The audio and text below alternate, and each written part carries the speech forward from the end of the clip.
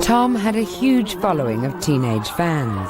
But to really exploit his star potential, manager Gordon Mills ordered a complete makeover. He hired publicist Chris Hutchins, and together they would mould Tom into the superstar they wanted. It was obvious that if things were handled properly, he would be the biggest star in the world. Nothing could compete with him. His presence, his musical ability was staggering.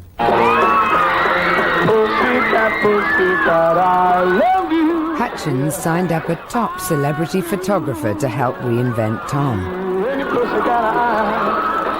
He was a guy who was sort of 100% a man who just bust out with his voice and singing. It was incredible.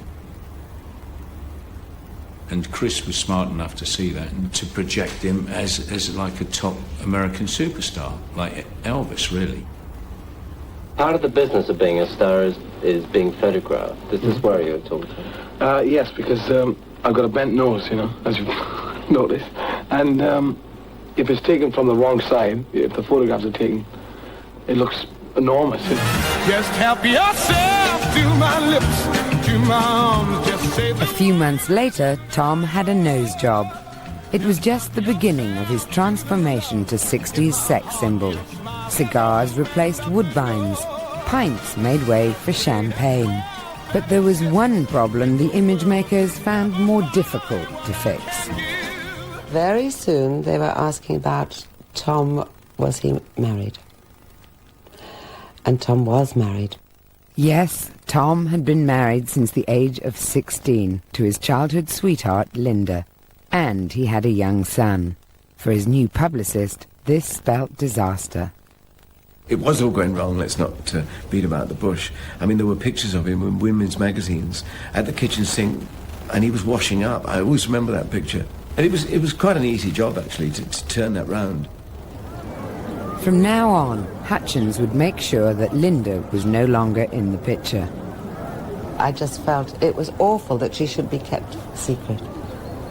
She was effervescent personality and bubbly and lovely, and right from the very beginning it was that repression that he must be known as single that held her back, you know. I had a job to get on with, and it did not include Linda, and that suited Linda. Linda did not want to be part of the star scene. Oh, I rang you up an hour ago. Now the arch Svengali, Gordon Mills, would call all the shots on the budding superstar's every move. Right, you want to set for tonight now? Oh. Tom was happy to enjoy the perks and do exactly as he was told. I saw Tom Jones and Gordon Mills as son and father. You know, although there was almost no difference in their ages, Gordon was the controller. He taught Tom. He introduced him to fine wines and fine living. He didn't just manage him musically. He just wasn't responsible for his career. He was responsible for his life. But Tom's band, the Squires, didn't feature in the grand plans for his career.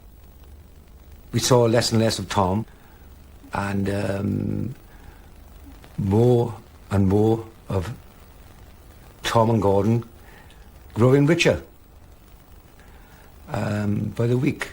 You know, all of a sudden expensive clothes, expensive cars, and money was pouring in. And then he moved to St. George's Hill, to a great big mansion up there with practically an Olympic-sized swimming pool and all that. And the band, all of us are still in digs, still on our £30 a week. One day, Tom invited Vernon to his mansion to give him some cast-off suits. He said, yeah, I dumped it in my hands here. And he said, like, no, you have a cigar and smoke like that. And he said, I said, right. He said, thanks for Tom. I said, appreciate it. And I could see he wasn't going to invite me in for a coffee or anything, you know. So I felt a bit embarrassed. I thought, okay, see you at the next gig then, Tom, okay? So I turned to go back over the threshold, you know, and he said, hold on a minute. He said, £6 each. I beg your pardon, he said. You don't think I'm going to give him for free, do you? Easy now. Get it down real low. Take it easy. Tom was quick to forget the friendships of the old days. Now he was being remade as a smooth, sophisticated ladies' man. A natural-born predator, he fitted the new image perfectly. Now he could act out every male fantasy, sex on tap, wherever he went. He had this lecherous look. He could look at a woman and he could undress her with his eyes. One of them sort of thing. And women go, oh, and they'd melt. They would literally melt. I mean, I tried to copy it, but I went squint-eyed.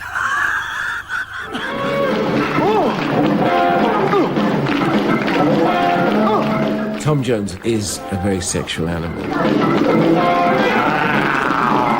I wouldn't perhaps go as far as to describe him as a sex addict. But Tom needed women around him. He needed a woman around him just about every night of the year. There was many a time if somebody threw themselves on, he said, oh, what am I going to do? Like? I said, well, say no. And he said, well, I can't. If he said no, they'd have thought he was a puff. So he said that was his excuse. He said I couldn't say no. I'm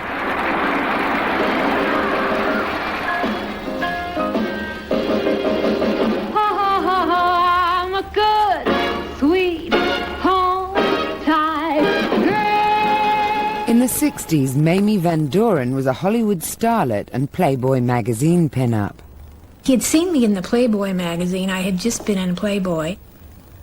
And he was very impressed. And so he came backstage, and I was doing my changes, and he was kind of getting excited, and he was sitting in my dressing room. And so he wanted to know if I would go out to dinner with him afterwards. And I said, of course I would, you know. Just help yourself to my lips, to my arms. Just say the word and they are yours. He had a bigger crotch than most people. It was kind of unusual, and that kind of perked my interest, you know. He looked really cute. He was really cute. I got him when he was really cute. Now I want a woman. Tom's world was one of casual one-night stands. But in 1968, he fell in love with another singer he met on a television show. She was Mary Wilson, then a huge star with the Supremes.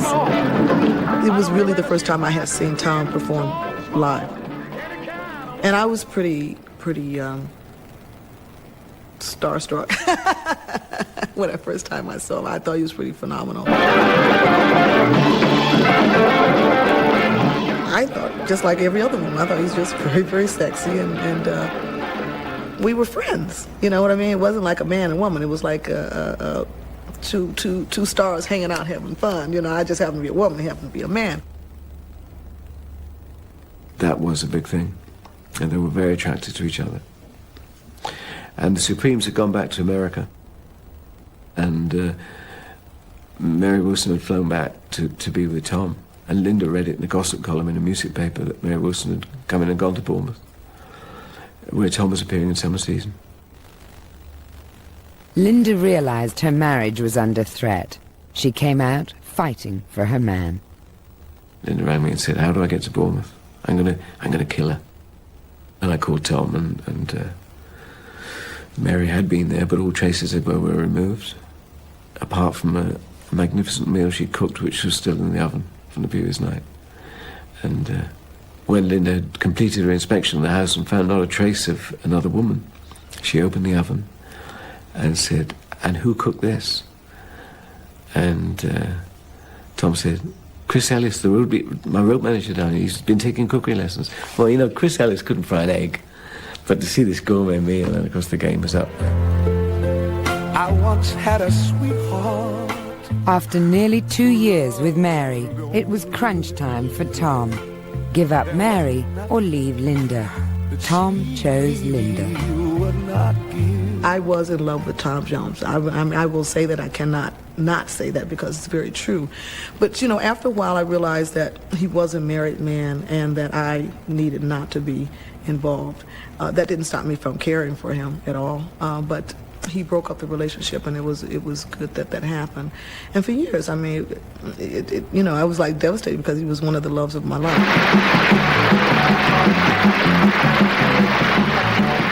It was 1969, and Tom was making more and more appearances without his band.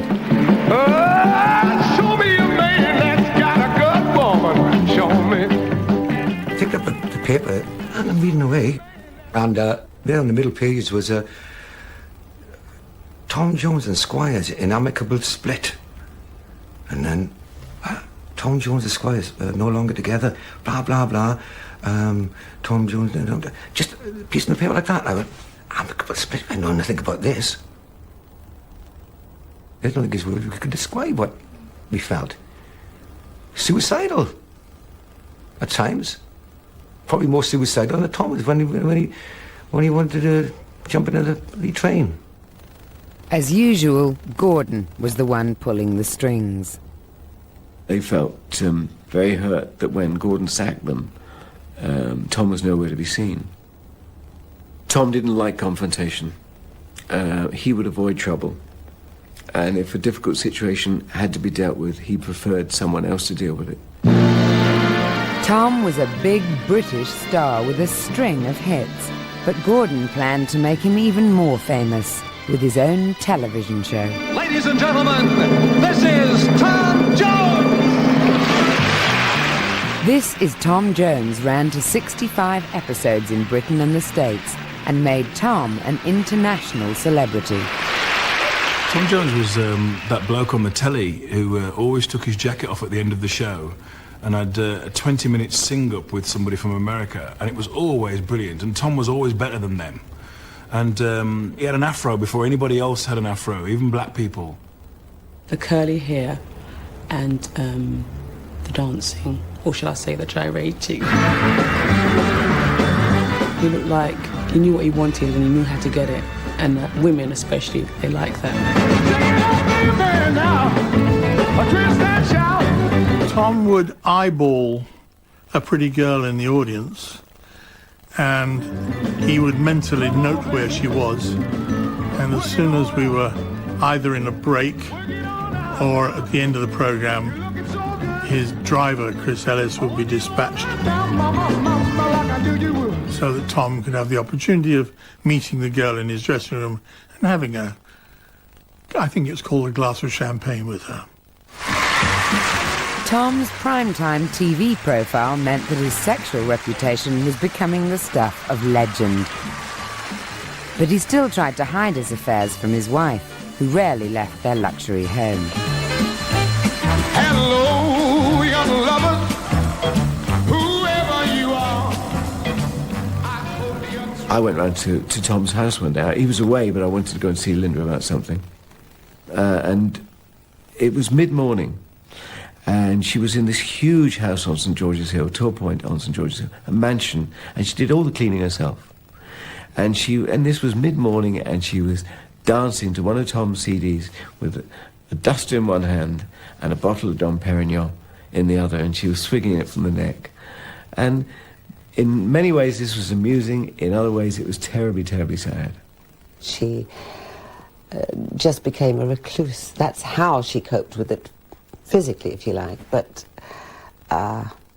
she just went more and more into her own little shell, and it was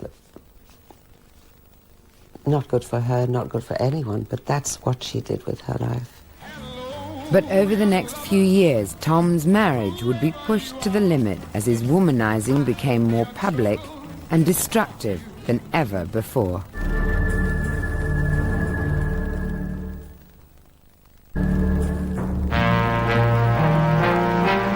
Tom was now a jet-setting superstar, and he developed a lifestyle to match.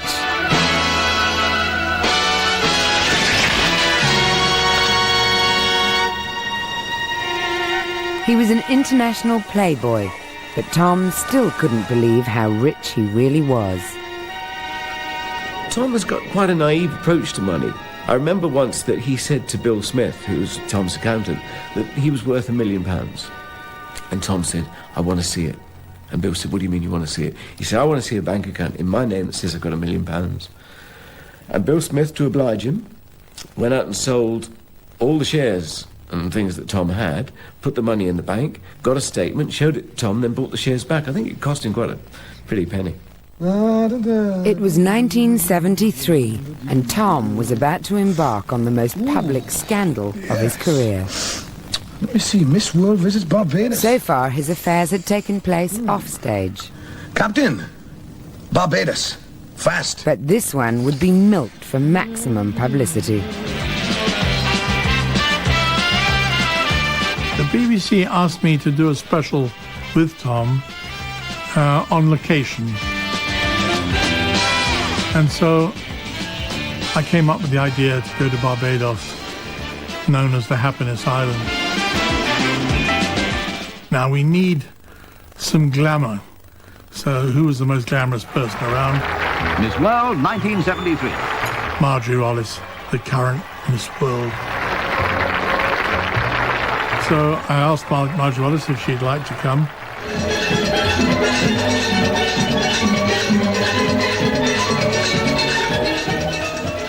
Excuse me, but haven't I seen you somewhere before? Now, where in the world was it? Oh, well, you've got the right planet anyway. Were you in that beach girl competition yesterday? Come on, try again. The acting was wooden, but the chemistry was real. I can remember on one occasion I was trying to film Tom at a barbecue, and we hired a room for Miss Wallace and a room for Tom to get changed. The barbecue's burning away, and we couldn't get them to come out. There was no answer from Marjorie's room, and Tom would just shout, "Be with you in a minute," and half an hour later, of course, he'd come out with that big grin on his face. They were having an affair, and, you know, everyone around them knew it. There was no way of disguising it. The thing that we had to do was to try and protect Tom's wife from being hurt by too much of it appearing in the papers. It was almost impossible to... I mean, journalists aren't stupid. Dreams are for those who see. Life is for us to keep. But Tom's management wasn't above staging photo shoots that would guarantee headlines across the world. I'd like to make it. When I photographed that was in all the papers. I mean, that's somebody who's mad about him, and there's the kiss, and it just created a huge stir that Chris Hutchins kept going. It was a huge story. I mean, God, you can't get any more famous than Miss World. I mean, this is the most beautiful woman in the world. And you've got the biggest sex symbol in the world. And you put the two together, and you're going to get thunderclaps.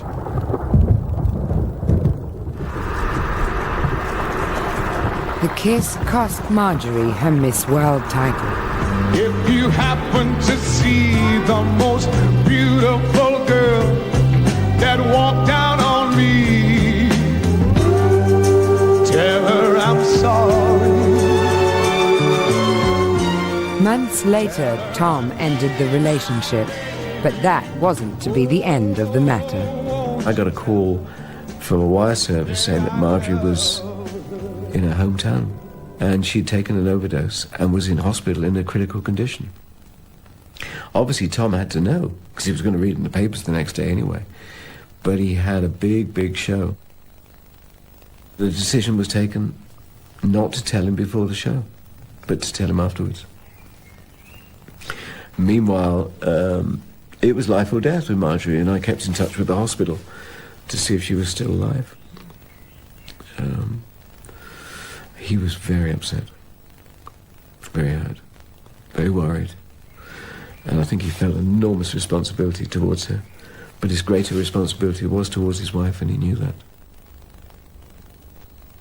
Marjorie pulled through.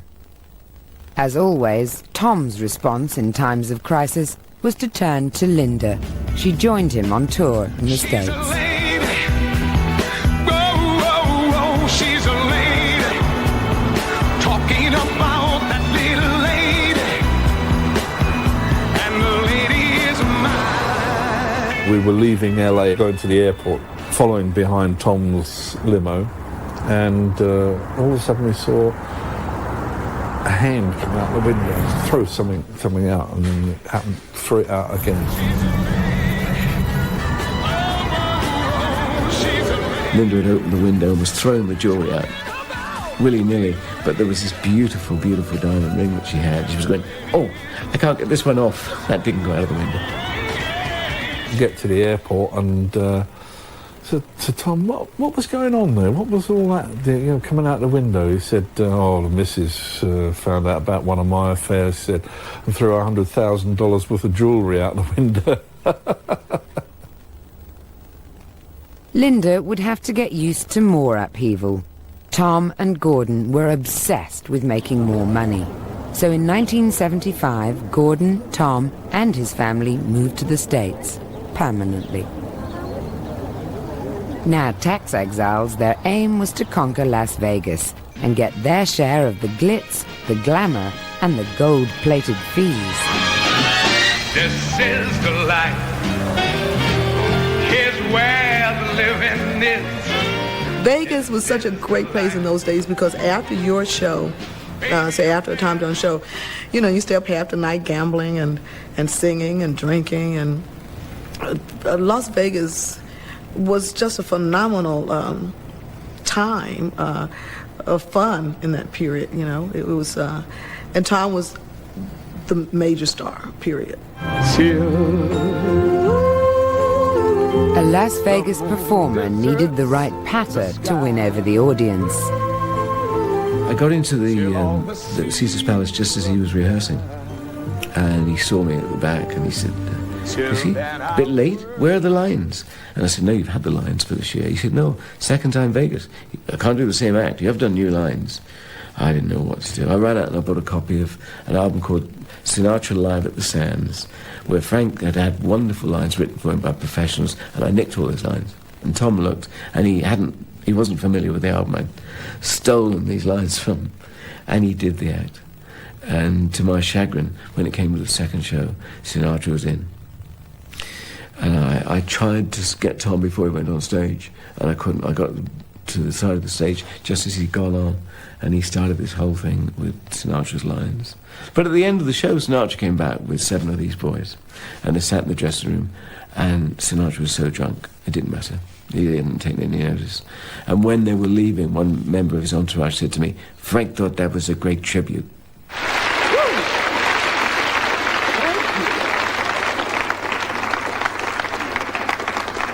Oh, it is warm, isn't it? Where's the champagne tonight? That's what I'd like to know. Tom's show relied on middle-of-the-road fare, but it won the hearts of middle-aged middle America, and something else, their underwear. Look at all those screaming girls. Vera Pants coming onto the stage. It was brilliant. And it'd be in the middle of a song and suddenly a pant would hit him in the face and he'd have to carry on singing. It's unbelievable. Beset by gussets in the middle of the young New Mexican puppeteer. Oh, she's a lady. Oh, she's a lady. I'm talking about... During his 12-year reign, Tom was one of the highest-paid singers in Las Vegas. But his recording career dried up. Gordon was no longer picking the hits. The years in Vegas were the wilderness years in one sense, that I think Gordon became eventually a bad influence for Tom. They parted and lived life to such an extent that I think in the end the focus went, and as a result, of course, Tom's career started to slide. But she knows what I'm about. She can take what I dish out, and that's not easy. All the image projected all the time was just sexy, and the serious side of him, which was his voice, got sort of pushed to one side. And I felt that was detrimental to his long-term career.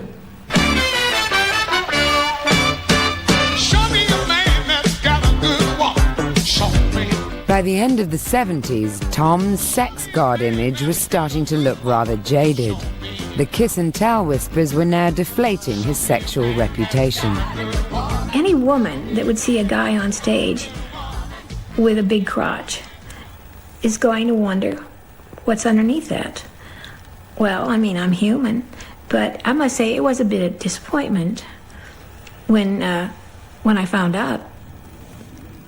It took a while. It took some time. Very slow in getting it up. Yeah, I remember that. Too slow. Tom Jones compares to other men. I've had a lot of men, and sexually, at the bottom. He's not very good in bed. That's probably why he stayed with his wife.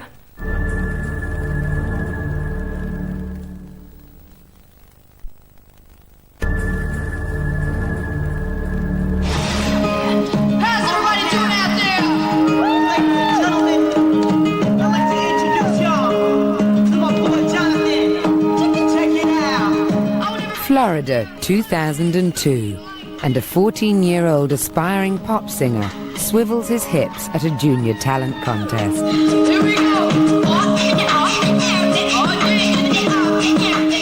His mother is shooting the video, but he's never met his father. This is the first time he's told his story. I had a couple of his tapes, and when my mom told me that he was my dad and stuff, I don't really remember, but I just remember singing his songs a lot and listening to them.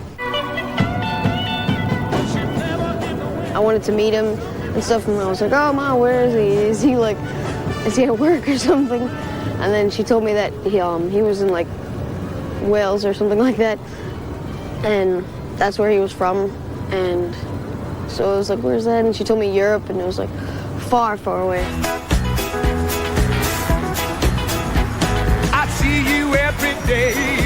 It all started 15 years earlier, when Tom Jones was enjoying a night out in New York.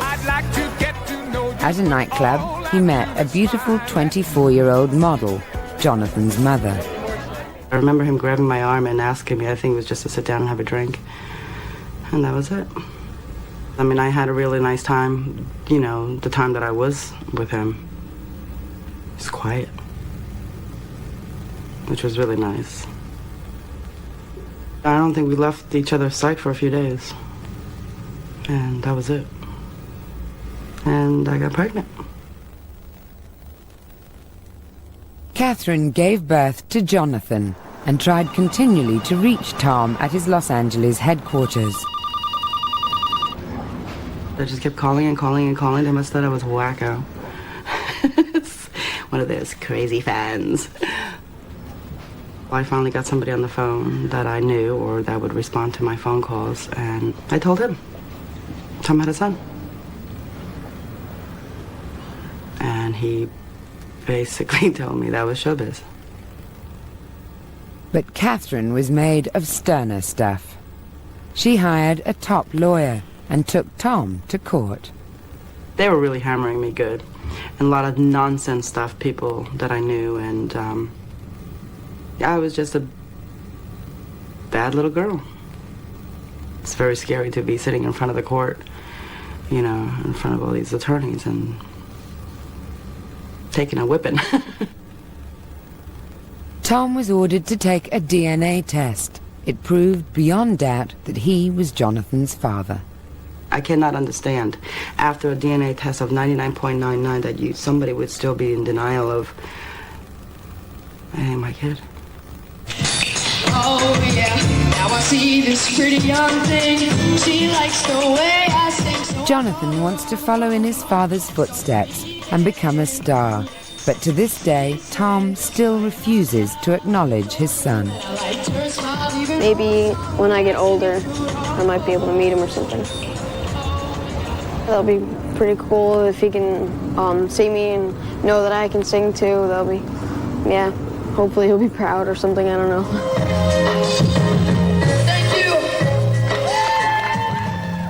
Tom's paternity troubles followed the sudden death of Gordon Mills, the man who had made him a superstar. Now Tom's career was in freefall. The tight trousers and trademark medallion looked comically naff. It seemed Tom Jones was way past his sell-by date. But just when it seemed things couldn't get any worse, he got a new manager. I think Tom's saviour was his son. Mark was the one who persuaded his father he was singing the wrong material, that he needed to move on and sing what the people wanted.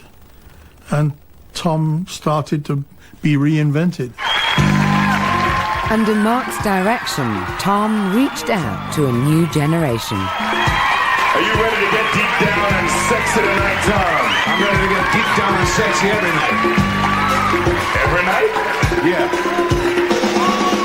The new Tom poked fun at his sex god reputation. What allowed him to carry it off was his unmistakable voice. He sent himself up, and he allowed me to send him up too. Yeah, that's right, Tom. Let's see who's gonna win this. Go for it, baby. He didn't kind of go, oh, I don't know why I'm doing this. He sort of joined in.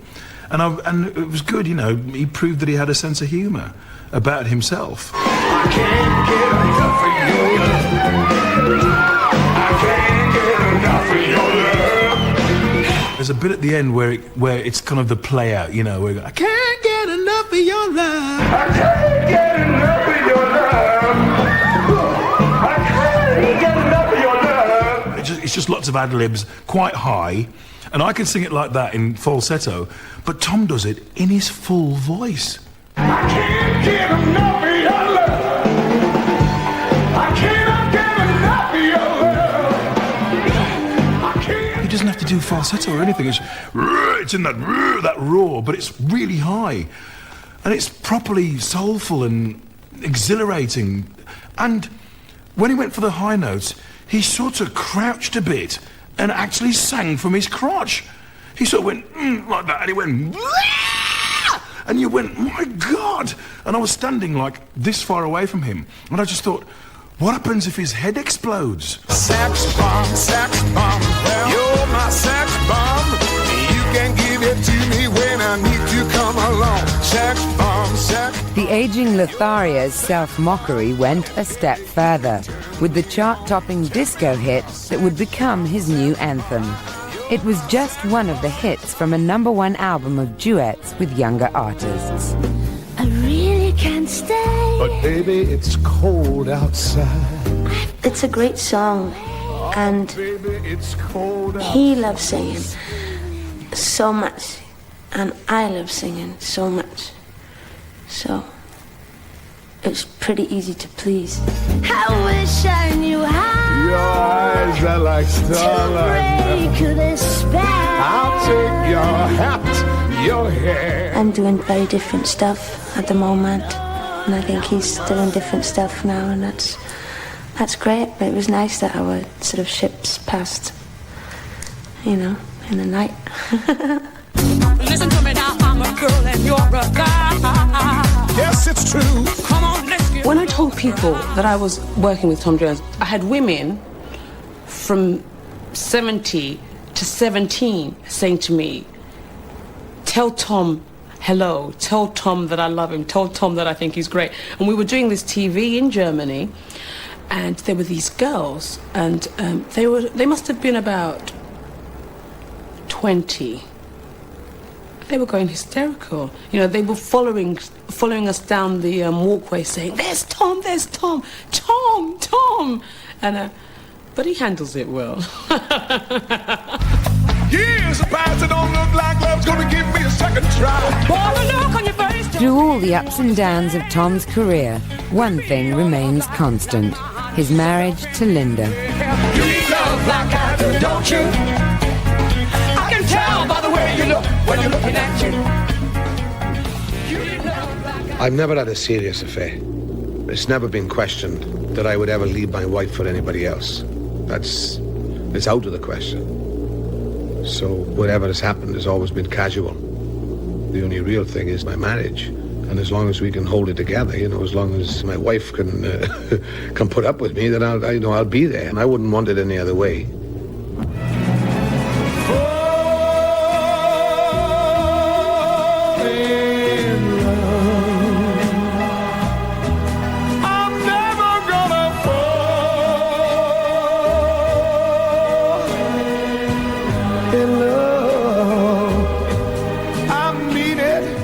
I think she's a really strong woman.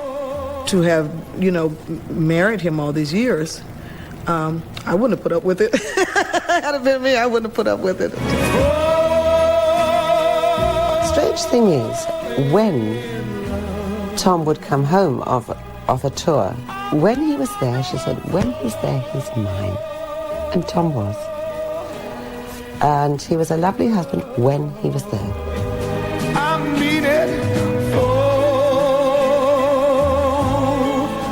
Tom has been a wild boy, but, you know, I think Linda, maybe she doesn't want to believe it and she sort of shuts it out of her mind. So, well, Tom's mine, as simple as that. They're not having him, because he always goes home to her. It's good to touch the green, green grass of home. For all the trappings of his international fame, at heart, Tom Jones is still a miner's son from Wales, a survivor from an era when men were men and a woman's place was in the home. The straightforward certainties of his life, sex, singing, and family have helped him survive 4 decades in the fickle world of showbiz. Would you please welcome Tom Jones? He's become an institution. He's been great. He's had fallow years. When he should have then faded away, he's had his time.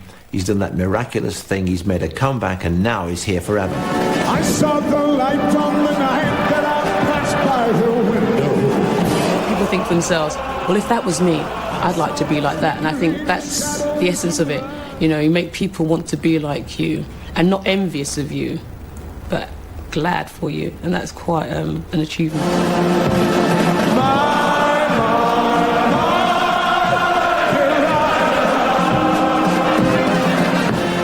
It's like having a permanent erection, isn't it? You know, you could almost put it down to that.